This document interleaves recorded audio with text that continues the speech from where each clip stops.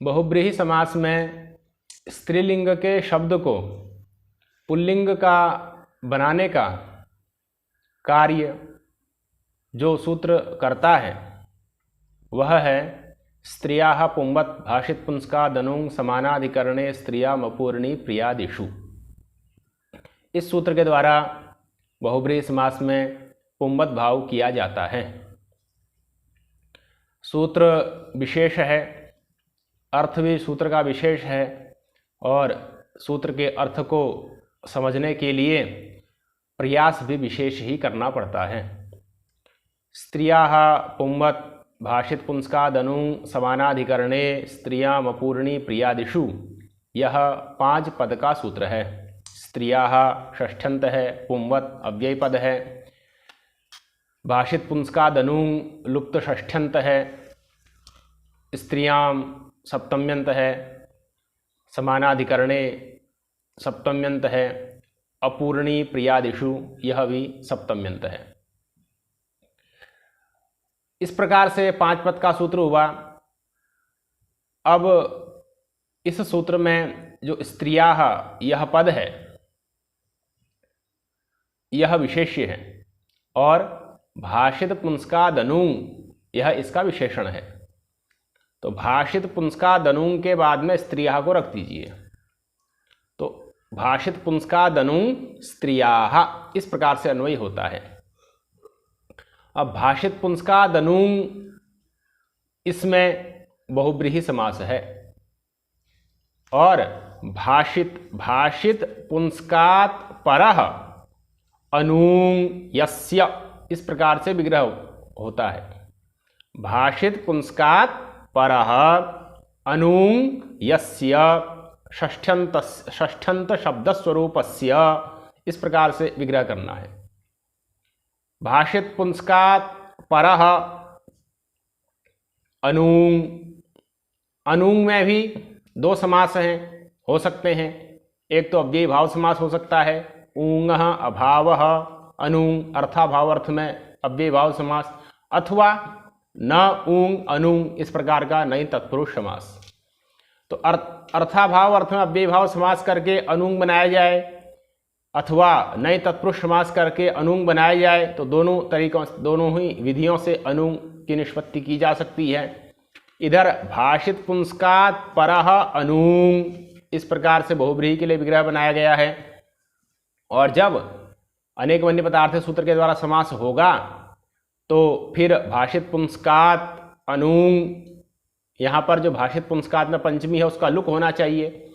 तो कहा कि निपातनात् पंचम्याः अलुक, कि सूत्र में ही चूंकि भाषित पुंस्कादनुं इस प्रकार से पाठ किया गया है तो इस पाठ से ही पंचमी के अलुक का निपातन होता है, इस बात की सूचना मिल जाती है। एक बात। दूसरा, भाषित पुंस्कात् परः का अध्याहार किया जाता है और परः के योग में भाषित पुंस्क शब्द से अन्यारादित अर्थे सूत्र के द्वारा पंचमी व्यक्ति हो जाती है, तब भाषित पुंस्कात् परः इस प्रकार का अर्थ बनता है। तो भाषित पुंस्कात् में जो पंचमी है उसका निपातन से ही अलुक आचार्य पाणिनि जी ने स्वयं किया है, इसलिए निपातनात् पंचम्याः अलुक, पंचमी का अलुक हुआ है। और निपातन से ही व्यधिकरण भिन्न जो विभक्ति वाले हैं, भाषित पुंस्कात् में पंचमी है, परः में प्रथमा है, अनुंग में उधर षष्ठी होगी। तो भाषित पुंस्कात् परः अनुंग यहाँ पर जो समास किया जा रहा है अनेक वन्य पदार्थ सूत्र के द्वारा, यहाँ पर सारे प्रथमांत नहीं है, फिर भी यहाँ पर समास हो रहा है तो निपातन से ही समास भी हो जाता है, निपातनात् ही समास भी माना जाएगा। तो पंचमी के अलुक का निपातन है, समास का निपातन है, अब प्रथमांतों में भी समास का निपातन है। यह 2 निपातन इस सूत्र में इस प्रकार का भाषित पुंस्कात् अनुंग इस प्रकार का पढ़े जाने से निपातित होते हैं ये 2 कार्य। या अथवा परः का अध्याहार न किया जाए लेकिन उसका अर्थ गम्यमान रहते हुए भाषित पुंस्कात् में पंचमी व्यक्ति निपातनात् मान ली जाए, यह भी एक पक्ष है। तो इन पक्षों का आश्रय करते हुए भाषित पुंस्कादनुं भाषित पुंस्कात् परह अनुंग या भाषित पुंस्कात अनुंग, इस प्रकार से दोनों प्रकार का विग्रह किया जा सकता है। परह का अध्यार करेंगे तो पंचमी हो जाएगी, परह का अध्यार न करें, अर्थ गम्यमान रखें उसका, और उसके योग में पंचमी भक्ति निपातनाद कर लें, और उस पंचमी का अलुक भी निपातनाद कर लें, और समास भी निपातनाद अप्रथमांतों का कर लें। तो इस प्रकार से निपातन होकर के, भिन्न भिन्न विधियों का निपातन होकर के भाषित पुंस्कात अनुंग, इस प्रकार का जब विग्रह कर करके भाषित पुंस्कात अनुंग, तकार को दकार हो जाएगा, भाषित पुंस्कात के तकार को जलाम से जस्त होकर के भाषित पुंस्कात अनुंग, इस प्रकार का समस्त पद निष्पन्न होता है। और भाषित पुंस्कात अनुंग, यह षष्ठ्यंत जो स्त्रियाः है इसका विशेषण है, विशेष स्त्रियाः है, षष्ठ्यंत है, तो विशेषण में षष्ठी, विशेष्य में षष्ठी है, तो भाषित पुंस्कात अनुंग जो विशेषण है उसमें भी षष्ठी विभक्ति होनी चाहिए, और वह षष्ठी यहां पर थी लेकिन उसका निपातनाद लुक हो गया है, तो निपातनाद षष्ठ्याः लुक, निपातन से ही षष्ठी का लुक हो गया है। तो भाषित पुंस्कात अनुंग को भाषित पुंस्कात अनुंग इस रूप में समझना है, षष्ठ्यंत के रूप में समझना है। तो इस प्रकार से भाषित पुंस्कात अनुंग यह लुप्त षष्ठ्यंत पद है, एक ही पद है, भाषित पुंस्कात अनुंग यह लुप्त षष्ठ्यंत है, और स्त्रियाः इसका विशेषण है। तो इस प्रकार से इसका अर्थ बनता है कि ऐसा शब्द जो कि भाषित पुंस्क है और उसमें ऊंग प्रत्यय नहीं हुआ है, ऐसा जो स्त्रीलिंग का शब्द होगा उसको पुंवत, पुंवत हो जाएगा, पुंसः इव पुंवत, यह अतिदेश कर रहा है, पुंवत भाव का अतिदेश कर रहा है, रूपातिदेश है, अनेक प्रकार के अतिदेश होते हैं, उनमें से यह रूपातिदेश है, इसलिए पुंवत रूपम लभते, इस प्रकार से वृत्ति लिखी गई है।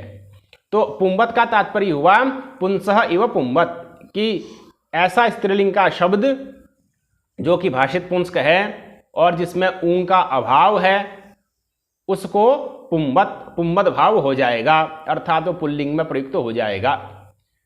तो ये इतना स्त्रियः पुंवत भाषित पुंस्कात अनुंग, इतने अंश की व्याख्या होगी। इस स्त्रियः को भाषित पुंस्कात अनुंग के बाद रख करके पुंवत को फिर उसके साथ अन्वय कर करके, तो भाषित पुंस्कात अनुंग स्त्रियः पुंवत, इस प्रकार से अन्वय कर करके अर्थ बन जाता है कि ऐसा स्त्रीलिंग का शब्द जो कि भाषित पुंस्क है और जिसमें ऊंग का अभाव है वह पुंवत भाव को प्राप्त हो जाता है। अभी वो स्त्रीलिंग का है लेकिन वह पुल्लिंग वाले रूप में आ जाता है। तो स्त्रियः पुंवत भाषित पुंस्कात अनुंग, इतने अंश की व्याख्या हुई। आगे फिर क्या है, स्त्रियाम, स्त्रियाम यह सप्तम्यंत है और उत्तर पदे इसका अधिकार आता है, तो उस उत्तर पदे का स्त्रियाम के साथ अन्वय हो जाता है। तो स्त्रियाम उत्तर पदे, स्त्री, और इस सूत्र में दो बार स्त्री शब्द का प्रयोग है, एक तो स्त्रियः में षष्ठ्यंत स्त्रियः है, उधर एक स्त्रियाम में सप्तम्यंत स्त्रियाम है। तो दोनों जगह स्त्रियः भी स्त्रीलिंग का ही बोधक है और स्त्रियाम भी स्त्रीलिंग का ही बोधक है, स्त्री प्रत्यय का बोधक नहीं है और न स्त्री इस शब्द स्वरूप का बोधक है। तो स्त्रियः से भी स्त्रीलिंग का शब्द लेना है और स्त्रियाम से भी स्त्रीलिंग का ही शब्द लेना है। तो स्त्रियाम, इसमें उत्तर पदे का अधिकार आने से उत्तर पदे का अन्वय स्त्रियाम के साथ हो जाता है, तो अर्थ बनता है स्त्रीलिंगे उत्तर पदे परतः, स्त्रीलिंग का जो उत्तर पद है उसके पर में होने पर, ऐसा अर्थ बनता है।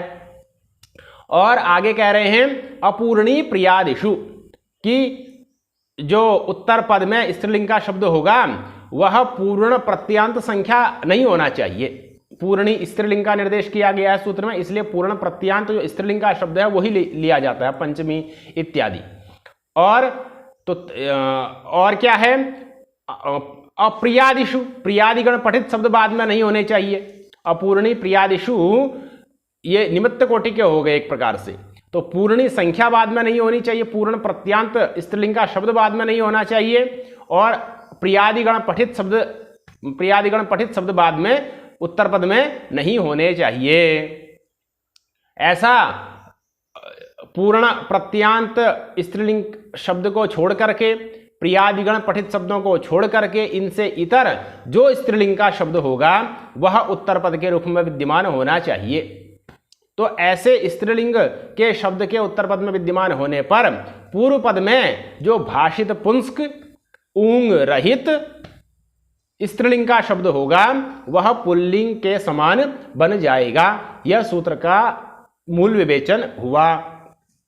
अब उसी बात, अब इसमें एक भाषित पुंस्क शब्द आया। भाषित पुंस्क शब्द को समझना जरूरी है, इसकी चर्चा पहले भी आ चुकी है, यहाँ पर विस्तार से प्रधान रूप से चर्चा की जा रही है। तो भाषित पुंस्क शब्द का क्या तात्पर्य होता है?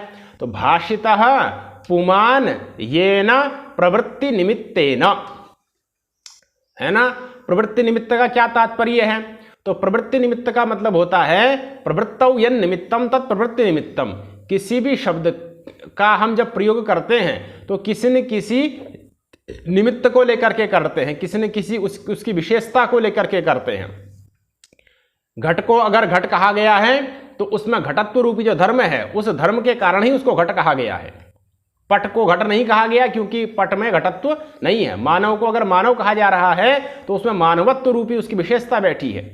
तो किसी व्यक्ति विशेष के लिए हमने मानव का अगर व्यवहार किया तो उस व्यक्ति के लिए हमारी जो मानव इस रूप में प्रवृत्ति हुई उसमें निमित्त उसका धर्म बना, उसकी विशेषता बनी। वह विशेषता क्या है? मानवत्व। उसमें मानवत्व है इसीलिए उसको हमने मानव कहा। अगर उसमें मानवत्व नहीं होता तो उसको मानव नहीं कहते। इसीलिए जब जिस मनुष्य में मानवता नहीं रह जाती वह दानव के समान हो जाता है। तो यही होता है प्रवृत्ति निमित्त, जो उसकी विशेषता है, जो उसका धर्म है, यही प्रवृत्ति निमित्त कहलाता है। वस्तुतः इसकी व्याख्या की गई है वाच्यत्वे सदि वाच्य वृत्तित्वे सदि वाच्योपस्थिति प्रकारता श्रेयत्वम प्रवृत्ति निमित्तत्वम। किंतु अभी इतना समझना चाहिए कि जो विशेष धर्म होता है, प्रवृत्ति शब्द के में प्रवृत्ति कराने वाला जो विशेष धर्म होता है उसको प्रवृत्ति निमित्त कहते हैं। वो जाति रूप भी कहीं हो जाता है, कहीं जाति से भिन्न भी हो सकता है। तो प्रवृत्ति निमित्त हुआ जैसे मानव का मानवत्व, घट का घटत्व, छात्र का छात्रत्व, मनुष्य का मनुष्यत्व, तो ये सब प्रवृत्ति निमित्त कहलाते हैं। जिनमें त्व इत्यादि प्रत्यय लगा करके जिनका निर्देश किया जाता है वह सब प्रवृत्ति निमित्त कहलाते हैं। तो अब ये कह रहे हैं भाषितः पुमान येन प्रवृत्ति निमित्तेन। भाषित पुंस्क शब्द पर विचार कर रहे हैं कि भाषित पुंस्क शब्द किसको कहेंगे? तो भाषितः पुमान येन प्रवृत्ति निमित्तेन, जिस प्रवृत्ति निमित्त के द्वारा, जिस विशेषता के द्वारा, जिस विशेष अर्थ के द्वारा पुमान पुल्लिंग रूपी अर्थ को कहा गया है वह प्रवृत्ति निमित्त कहलाएगा भाषित पुंस्क। भाषितः पुमान येन प्रवृत्ति निमित्तेन तत्प्रवृत्ति निमित्तम भाषित पुंस्कम। जिस प्रवृत्ति निमित्त के द्वारा, जिस विशेषता के द्वारा पुल्लिंग रूपी अर्थ को कहा गया है वह प्रवृत्ति निमित्त कहलाता है भाषित पुंस्क। यहाँ पर बालवर्माकार ने भाषितः पुमान येन इस प्रकार से व्याख्या की है, तत्वबोधनीकार ने भाषितः पुमान यस्मिन इस प्रकार से व्याख्या की है। तो मूल बात यह समझनी है कि जो प्रवृत्ति निमित्त पुल्लिंग अर्थ को भी कहता हो और अभी पुल्लिंग अर्थ को न कहते हुए स्त्रीलिंग रूपी अर्थ को कह रहा हो वो प्रवृत्ति निमित्त कहलाता है भाषित पुंस्क। तो भाषित पुंस्क हुआ प्रवृत्ति निमित्त। अब तत्प्रवृत्ति निमित्तम अस्ति अस्य शब्दस्य सह शब्दः भाषित पुंस्कः, है ना। अब उस भाषित पुंस्क शब्द का मूल रूप से अर्थ बनता है प्रवृत्ति निमित्त, और फिर उस भाषित पुंस्क शब्द से जो कि प्रवृत्ति निमित्त अर्थ का वाचक है उससे अर्षादिव्योत सूत्र के द्वारा मत्वर्थीय अज प्रत्यय किया जाता है। तो भाषित पुंस्कम प्रवृत्ति निमित्तम अस्य अस्ति अस्य शब्दस्य अस्ति इति भाषित पुंस्कम। पुनः फिर भाषित पुंस्क शब्द बनता है और ये भाषित पुंस्क शब्द किसी शब्द विशेष को कहेगा, है वो शब्द यहाँ पर स्त्रीलिंग का शब्द लेना है। तो इसका तात्पर्य ये बन जाता है कि ऐसा शब्द जिसका प्रवृत्ति निमित्त पुल्लिंग रूपी अर्थ को कहता हो, या जिसने शब्द के प्रवृत्ति, जिस शब्द के प्रवृत्ति निमित्त ने कभी पुल्लिंग रूपी अर्थ को कहा है, या जिस शब्द के प्रवृत्ति निमित्त में पुल्लिंग रूपी अर्थ भाषित हुआ है, ऐसा जो शब्द होगा वह भाषित पुंस्क कहा जाएगा। अभी वो स्त्रीलिंग में विद्यमान होगा तो उसको पुल्लिंग के जैसा बना दिया जाता है इस सूत्र के द्वारा। तो ये हुआ भाषित पुंस्क का व्याख्यान। तो अब उसी को आचार्य दीक्षित जी ने वृत्ति में लिखा तुल्य प्रवृत्ति निमित्ते, इस प्रकार से उसका अर्थ लिखा है। भाषित पुंस्क का अर्थ क्या लिखा है? तुल्य प्रवृत्ति निमित्ते। तो भाषित पुंस्क का तात्पर्य यहाँ पर मोटा मोटा अगर समझना हो तो ये समझ सकते हैं, पुल्लिंग में और स्त्रीलिंग में जिसका प्रवृत्ति निमित्त एक ही है वही शब्द भाषित पुंस्क कहलाता है। जिस अर्थ को लेकर के वो पुल्लिंग में प्रयुक्त हो रहा है उसी अर्थ को लेकर के वो स्त्रीलिंग में भी प्रयुक्त होना चाहिए, या जिस अर्थ को लेकर के वो स्त्रीलिंग में भी प्रयुक्त हो रहा है उसी अर्थ में भी वो पुल्लिंग में भी देखा गया होना चाहिए। ऐसा जो शब्द होगा वह भाषित पुंस्क कहलाएगा, और ऐसा जो वर्तमान में स्त्रीलिंग का शब्द जो कि भाषित पुंस्क है उसको पुल्लिंग की तरह उसका रूप पुल्लिंग का जैसा इस सूत्र के द्वारा बना दिया जाता है। तो यह सूत्र का मूल व्याख्यान हुआ। अब उसको आचार्य दीक्षित जी वृत्ति में विशेष रूप से लिख रहे हैं। वृत्ति पढ़िए।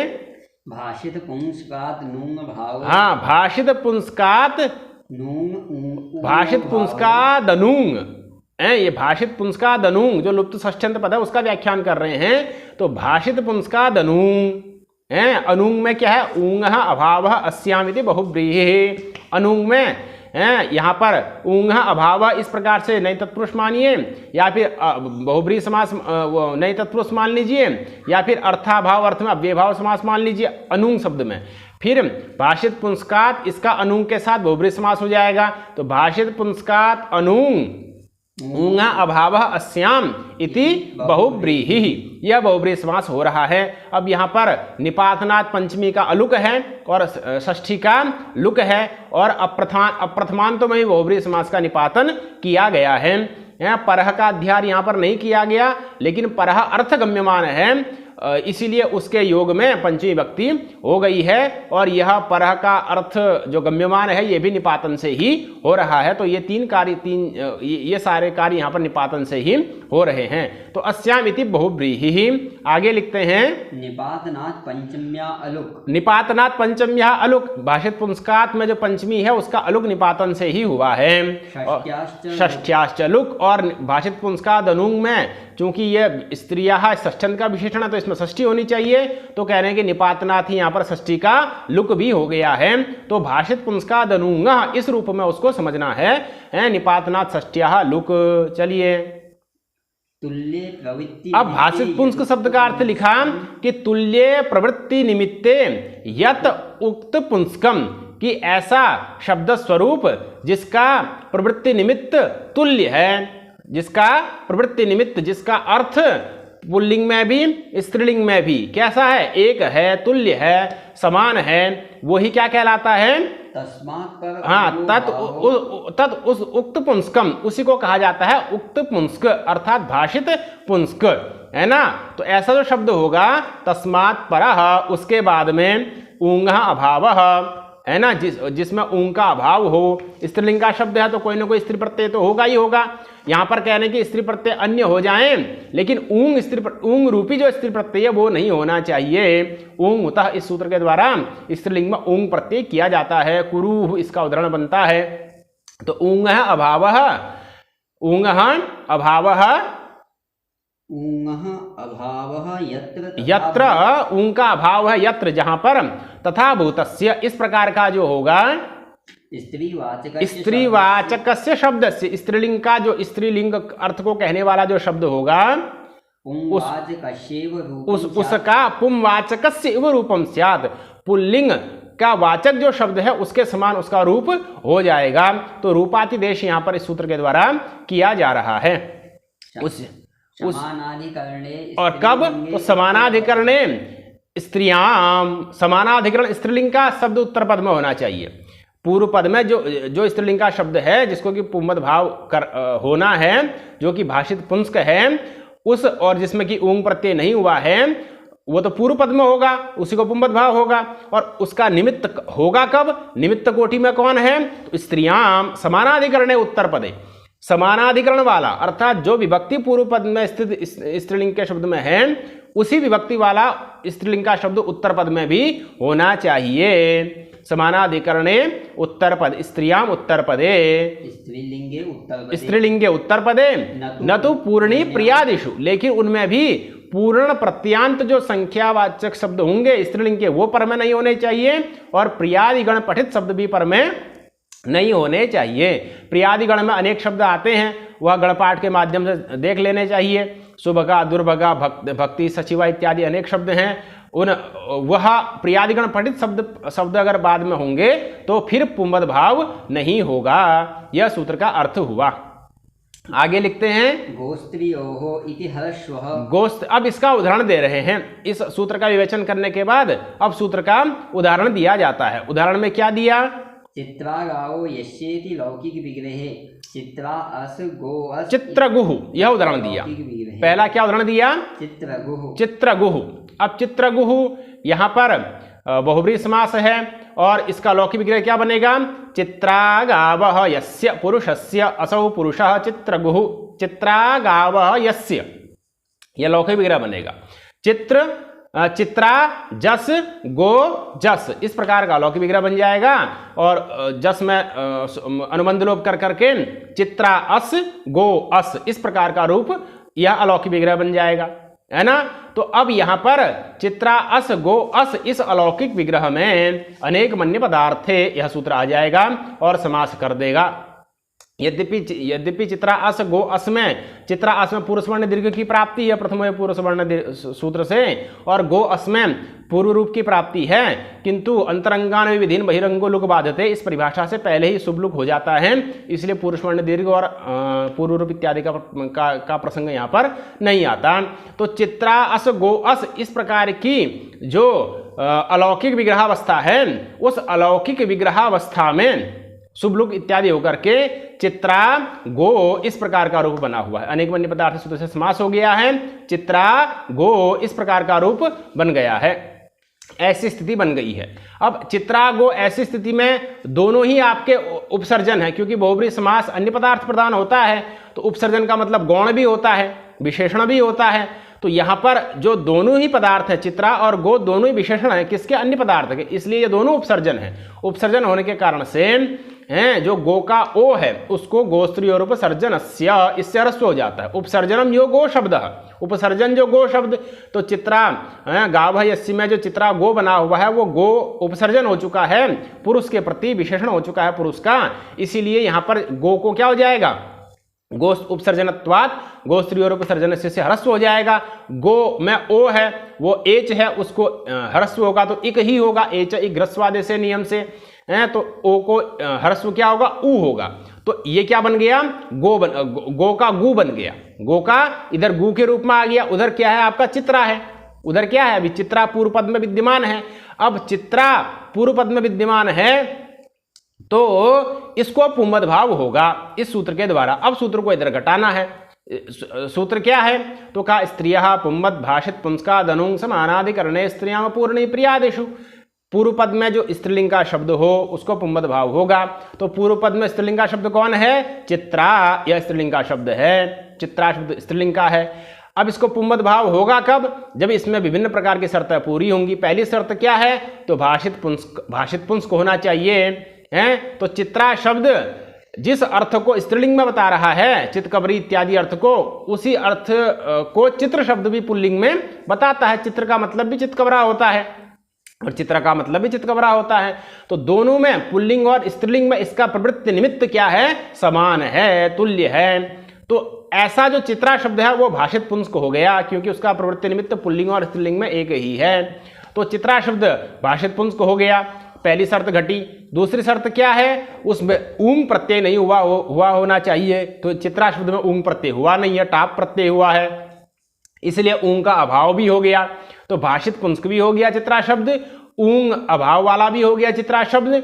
और आगे क्या कह रहे हैं? समानाधिकरण उत्तर पद होना चाहिए। चित्रा स्त्रीलिंग का है, प्रथम व्यक्ति एक वचन का है, तो आगे गो है वो भी स्त्रीलिंग का है, क्योंकि गो शब्द तो आपका पुल्लिंग और स्त्रीलिंग में गो ही रहता है।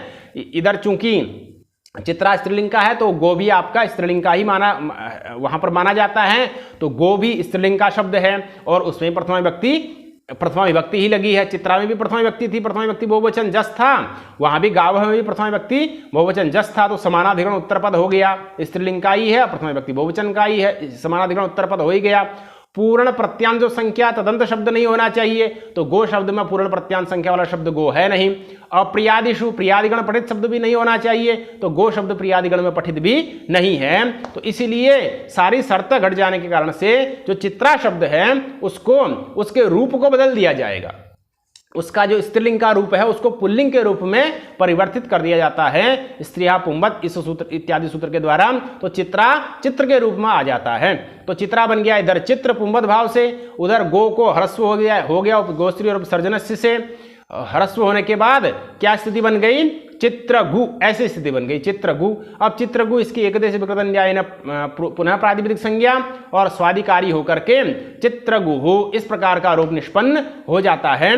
और चित्रगुहु यह अतद्गुण संविज्ञान बहुव्रीहि का उदाहरण बनता है। अतद्गुण संविज्ञान बहुव्रीहि इसकी चर्चा पहले परिचयात्मक पाठ में आई थी कि यहाँ पर जिन पदार्थों का समास किया जा रहा है चित्र और गो, उन दोनों का जो पुरुष है उसके साथ स्वस्वय भाव संबंध है, इसलिए यहाँ पर अतद्गुण संविज्ञान बहुव्रीहि समास माना जाता है। तो इस प्रकार से चित्रगु शब्द अतद्गुण संविज्ञान बहुव्रीहि समास का उदाहरण हुआ। अगर यहाँ पर कोई कहे कि कोई व्यक्ति बोले कि चित्रगुम आना है, चित्रगु को लाओ, ऐसी स्थिति में अगर गाय सहित पुरुष का आनयन हो जाता है, अगर कोई व्यक्ति गाय सहित पुरुष को ले आए तब यह तद्गुण संविज्ञान बहुव्रीहि का भी उदाहरण बन सकता है, किंतु प्रधान रूप से यह अतद्गुण संविज्ञान बहुव्रीहि का उदाहरण बनता है। तो चित्रगुहु यह इसका एक उदाहरण दिया गया।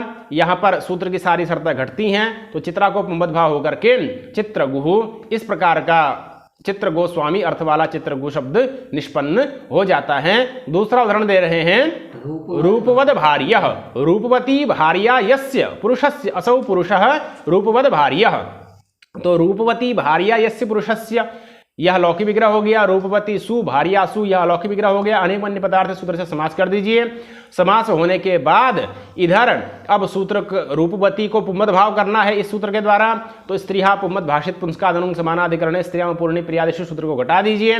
स्त्रीलिंग का शब्द होना चाहिए, रूपवती स्त्रीलिंग का शब्द है, भाषित पुंस्क होना चाहिए, भाषित पुंस्क है ही, पुल्लिंग में रूपवान बनता ही है और दोनों में अर्थ एक ही रहता है और उसमें ऊंग प्रत्यय भी नहीं हुआ होना चाहिए। और रूपवती में ऊंग प्रत्यय नहीं हुआ है, स्त्रीलिंग का नी प्रत्यय हुआ है, इसीलिए रूपवती ऊंग से रहित भी है। समानाधिकरण स्त्रीलिंग का ही उत्तर पद होना चाहिए। तो भार्या यह समानाधिकरण स्त्रीलिंग का ही उत्तर पद है, भार्या शब्द भी स्त्रीलिंग का ही है। पूर्णी प्रत्यांश जो शब्द हैं वह पर में नहीं होने चाहिए उत्तर पद में, निमित्त कोटि में, तो वहां पर नहीं है, भार्या है। और प्रियादिगण पठित शब्द भी पर में नहीं होने चाहिए, तो भार्या है, उसमें प्रियादिगण में भार्या का पाठ नहीं है। सारी शर्तें घट गई, रूपवती को पुंवत भाव हो गया, तो रूपवती रूपवत के रूप में आ गया, तो रूपवत बन गया इधर।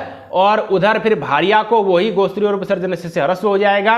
ह्रस्व होने के बाद भार्या का जो आ है द्विमात्रिक वह एक मात्रिक बन जाएगा, तो भार्या भार्य बन जाएगा। इधर रूपवती का रूपवत बन ही चुका है, तकार को दकार इत्यादि होकर के रूपवत भार्य रूप बन गया। इसकी एकदेश विकृत न्याय न पुनः प्रादिप्त संज्ञा स्वादिकारी होकर के रूप पुल्लिंग विशेष्य है पुरुषः, तो इस पुल्लिंग में चले गया, रूपवद भार्यः पुरुषः, रूपवती भार्या यस्य पुरुषस्य असौ पुरुष रूपवद भार्यः, सुंदर स्त्री सुंदर पत्नी वाला पति, यह इसका अर्थ बन जाता है। तो इस प्रकार से दो उदाहरण इन्होंने दिए पुंवत भाव के। तो इसमें पूर्व पद को पुंवत भाव हो रहा है, इस बात का ध्यान रखना है। पूर्व पद में जो रूपवती था या चित्रा था उसको तो स्त्रीहा पुंवत इत्यादि सूत्र से पुंवत भाव हुआ, और उत्तर पद में जो विद्यमान था स्त्रीलिंग का शब्द, उधर गो शब्द था वो तो स्त्रीलिंग का नहीं था, लेकिन सूत्र में चूंकि गो शब्द का उच्चारण किया गया है विशेष रूप से, इसलिए उसको ह्रस्व हो गया गोस्त्री और उपसर्जनस्य से। और भार्या शब्द तो स्त्रीलिंग का है ही है, दोनों ही उपसर्जन हो गए हैं बहुब्रीहि समास होने के कारण से, इसलिए दोनों को ह्रस्व हो गया गोस्त्री और उपसर्जनस्य से। तो चित्रगुहु रूपवद भार्यः, इस प्रकार से इस सूत्र के दो उदाहरण निष्पन्न होते हैं। इसी प्रकार से इसके अनेक उदाहरण स्वयं ऊहा कर करके समझ लेने चाहिए। अनेक उदाहरण इसके भाषा में प्रयोग में मिल जाते हैं। कर्मधारय समास में भी पुंवत भाव करने वाला सूत्र है। पुंवत कर्मधारय जातीय देशीयेषु, उसकी चर्चा पहले आई थी, तो वह इनका प्रतिप्रसव बन जाता है, क्योंकि स्त्रिया पुंवत सूत्र जो पुंवत भाव करता है इसका निषेध करने वाले अनेक सूत्र आगे आएंगे, और उन सूत्रों का भी निषेध करके कर्मधारय समास में पुंबत भाव करता है पुंबत कर्मधारय जातीय देशी येषु। जातीय प्रत्यय पर में हो, कर्मधारय समास हो, देशीय समास देशीय प्रत्यय पर में हो तो वहाँ पर पुंबत भाव कर देता है, तो वो इनका प्रतिप्रसव बन जाता है।